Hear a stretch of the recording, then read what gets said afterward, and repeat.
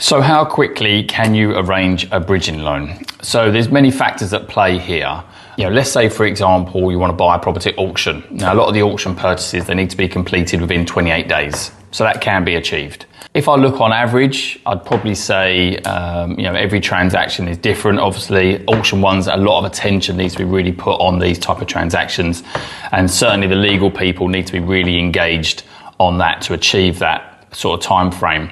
And what I would also say on auction purchases is there's a lot of stuff we need to do up front before you even put the bid into the property. So as soon as you win the bid, we can then submit your application. I've got all your documents. So that is really key to get the application through on time. But when it comes to buying a property with a bridging loan, certain things we need obviously that can slow the transaction down. Firstly, documents from the client. So, we're going to need ID, proof of income, bank statements, proof of deposit, schedule of works, etc. So we need quite a lot of information from yourself.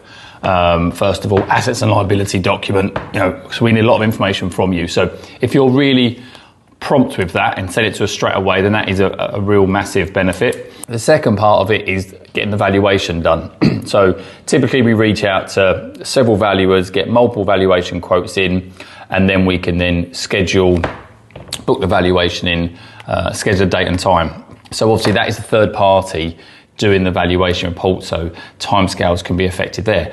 But what we can do to speed that up, sometimes we can do an online valuation, so that can very much really help. And also sometimes with a few lenders, they've got people in their offices that can value properties. So you can use an in-house valuer. So that can be a real benefit as well, especially when time is of an issue. But the next part, which is really a sticking point for a lot of times, is on the legal side.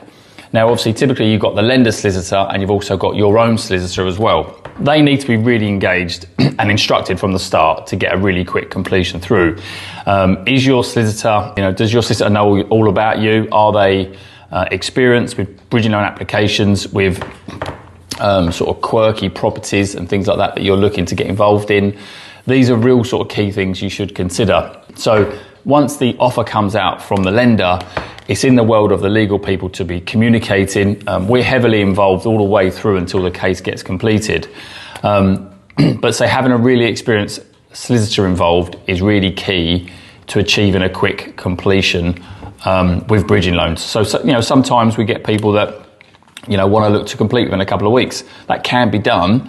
Like I say, if we can do like an in-house valuation, an AVM, or if a previous valuation's been done elsewhere and we can get a retype, well, that overcomes that issue. But then it really does go into the world of the legals. So everyone's got to be really, really, really on it. But, typically, I would say our sort of typical is sort of 4 to 6 weeks on average, really, for a bridging loan. But if I can help with anything, let me know.